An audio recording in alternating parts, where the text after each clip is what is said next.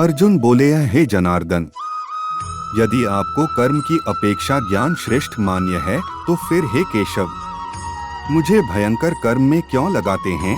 आप मिले हुए वचनों से मेरी बुद्धि को मानो मोहित कर रहे हैं। इसलिए उस एक बात को निश्चित करके कहिए जिससे मैं कल्याण को प्राप्त हो जाऊं। श्री भगवान बोले, हे निष्पाप, इस लोक में दो प्रकार की निष्ठा मेरे द्वारा पहले कही गई है। उनमें से सांख्य योगियों की निष्ठा तो ज्ञान योग से और योगियों की निष्ठा कर्मयोग से होती है। मनुष्य न तो कर्मों का आरंभ किए बिना निष्कर्मता को यानी योग निष्ठा को प्राप्त होता है और न कर्मों के केवल त्याग मात्र से सिद्धि यानी सांख्य निष्ठा को ही प्राप्त होता है। निःसंदेह कोई भी मनुष्य किसी काल में क्षण मात्र भी बिना कर्म किए नहीं रहता, क्योंकि सारा मनुष्य समुदाय प्रकृति जनित गुणों द्वारा परवश हुआ कर्म करने के लिए बाध्य किया जाता है। जो मूढ़ बुद्धि मनुष्य समस्त इंद्रियों को हठपूर्वक ऊपर से रोककर मन से उन इंद्रियों के विषयों का चिंतन करता रहता है, वह मिथ्याचारी अर्थात दंभी कहा जाता है। किंतु हे अर्जुन, जो पुरुष मन से इंद्रियों को वश में करके अनासक्त हुआ समस्त इंद्रियों द्वारा कर्मयोग का आचरण करता है, वही श्रेष्ठ है। तू शास्त्र विहित कर्तव्य कर्म कर, क्योंकि कर्म न करने की अपेक्षा कर्म करना श्रेष्ठ है तथा कर्म न करने से तेरा शरीर निर्वाह भी सिद्ध नहीं होगा। यज्ञ के निमित्त किए जाने कर्मों के अतिरिक्त दूसरे कर्मों में लगा हुआ ही यह मनुष्य समुदाय कर्मों से बंधता है। इसलिए हे अर्जुन, तू आसक्ति से रहित होकर उस यज्ञ के निमित्त ही भली भांति कर्तव्य कर्म कर। प्रजापति ब्रह्मा ने कल्प के आदि में यज्ञ सहित प्रजाओं को रचकर उनसे कहा कि तुम लोग इस यज्ञ के द्वारा वृद्धि को प्राप्त हो और यह यज्ञ तुम लोगों को इच्छित भोग प्रदान करने वाला हो। तुम लोग इस यज्ञ के द्वारा देवताओं को उन्नत करो और वे देवता तुम लोगों को उन्नत करें। इस प्रकार निःस्वार्थ भाव से एक दूसरे को उन्नत करते हुए तुम लोग परम कल्याण को प्राप्त हो जाओगे। यज्ञ के द्वारा बढ़ाए हुए देवता तुम लोगों को बिना मांगे ही इच्छित भोग निश्चय ही देते रहेंगे। इस प्रकार उन देवताओं के द्वारा दिए हुए भोगों को जो पुरुष उनको बिना दिए स्वयं भोगता है, वह चोर ही है। यज्ञ से बचे हुए अन्न को खाने वाले श्रेष्ठ पुरुष सब पापों से मुक्त हो जाते हैं और पापी लोग अपना शरीर पोषण करने के लिए ही अन्न पकाते हैं, वे तो पाप को ही खाते हैं। संपूर्ण प्राणी अन्न से उत्पन्न होते हैं। अन्न की उत्पत्ति वृष्टि से होती है, वृष्टि यज्ञ से होती है और यज्ञ विहित कर्मों से उत्पन्न होने वाला है। कर्म समुदाय को तू वेद से उत्पन्न और वेद को अविनाशी परमात्मा से उत्पन्न हुआ जान। इससे सिद्ध होता है कि सर्वव्यापी परम अक्षर परमात्मा सदा ही यज्ञ में प्रतिष्ठित है। हे पार्थ, जो पुरुष इस लोक में इस प्रकार परंपरा से प्रचलित सृष्टि चक्र के अनुकूल नहीं बरतता अर्थात अपने कर्तव्य का पालन नहीं करता, वह इंद्रियों के द्वारा भोगों में रमण करने वाला पापायु पुरुष व्यर्थ ही जीता है। परंतु जो मनुष्य आत्मा में ही रमण करने वाला और आत्मा में ही तृप्त तथा आत्मा में ही संतुष्ट है, उसके लिए कोई कर्तव्य नहीं है। उस महापुरुष का इस विश्व में न तो कर्म करने से कोई प्रयोजन रहता है और न कर्मों के न करने से ही कोई प्रयोजन रहता है तथा संपूर्ण प्राणियों में भी इसका किंचन मात्र भी स्वार्थ का संबंध नहीं रहता। इसलिए तू निरंतर आसक्ति से रहित होकर सदा कर्तव्य कर्म को भली भांति करता रह, क्योंकि आसक्ति से रहित होकर कर्म करता हुआ मनुष्य परमात्मा को प्राप्त हो जाता है। जनकादि ज्ञानी जन भी आसक्ति रहित कर्म द्वारा ही परम सिद्धि को प्राप्त हुए थे। इसलिए तथा लोक संग्रह को देखते हुए भी तू कर्म करने को ही योग्य है, अर्थात तुझे कर्म करना ही उचित है। श्रेष्ठ पुरुष जो जो आचरण करता है, अन्य पुरुष भी वैसा वैसा ही आचरण करते हैं। वह जो कुछ प्रमाण कर देता है, समस्त मनुष्य समुदाय उसके अनुसार बरतने लग जाता है।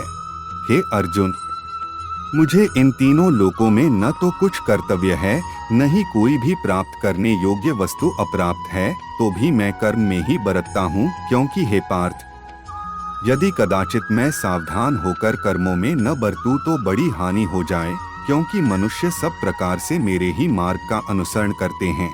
इसलिए यदि मैं कर्म न करूं तो ये सब मनुष्य नष्ट भ्रष्ट हो जाएं और मैं संकर्ता का करने वाला हो तथा इस समस्त प्रजा को नष्ट करने वाला बनूं। हे भारत, कर्म में आसक्त हुए अज्ञानी जन जिस प्रकार कर्म करते हैं, आसक्ति रहित विद्वान भी लोक संग्रह करना चाहता हुआ उसी प्रकार कर्म करे। परमात्मा के स्वरूप में अटल स्थित हुए ज्ञानी पुरुष को चाहिए कि वह शास्त्र विहित कर्मों में आसक्ति वाले अज्ञानियों की बुद्धि में भ्रम अर्थात कर्मों में अश्रद्धा उत्पन्न न करे, किंतु स्वयं शास्त्र विहित समस्त कर्म भली भांति करता हुआ उनसे भी वैसे ही करवावे।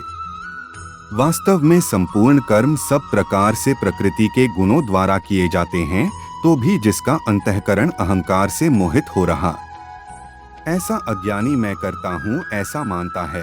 परंतु हे महाबाहो, गुण विभाग और कर्म विभाग के तत्व को जानने वाला ज्ञानयोगी संपूर्ण गुण ही गुणों में बरत रहे हैं, ऐसा समझकर उनमें आसक्त नहीं होता। प्रकृति के गुणों से अत्यंत मोहित हुए मनुष्य गुणों में और कर्मों में आसक्त रहते हैं।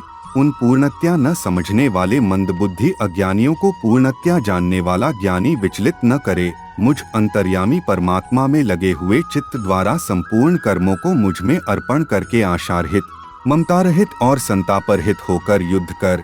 जो कोई मनुष्य दोष दृष्टि से रहित और श्रद्धायुक्त होकर मेरे इस मत का सदा अनुसरण करते हैं, वे भी संपूर्ण कर्मों से छूट जाते हैं। परंतु जो मनुष्य मुझ में दोषारोपण करते हुए मेरे इस मत के अनुसार नहीं चलते हैं, उन मूर्खों को तू संपूर्ण ज्ञानों में मोहित और नष्ट हुए ही समझ। सभी प्राणी प्रकृति को प्राप्त होते हैं, अर्थात अपने स्वभाव के परवश हुए कर्म करते हैं। ज्ञानवान भी अपनी प्रकृति के अनुसार चेष्टा करते हैं, फिर इसमें किसी का हठ क्या करेगा। इंद्रिय के अर्थ में अर्थात प्रत्येक इंद्रिय के विषय में राग और द्वेष छिपे हुए स्थित हैं। मनुष्य को उन दोनों के वश में नहीं होना चाहिए, क्योंकि वे दोनों ही इसके कल्याण मार्ग में विघ्न करने वाले महान शत्रु हैं।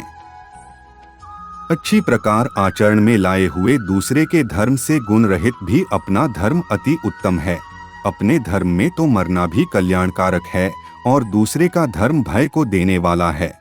अर्जुन बोले हैं, हे कृष्ण, तो फिर यह मनुष्य स्वयं न चाहता हुआ भी बलात् लगाए हुए की भांति किससे प्रेरित होकर पाप का आचरण करता है। श्री भगवान बोले हैं, रजोगुण से उत्पन्न हुआ यह काम ही क्रोध है।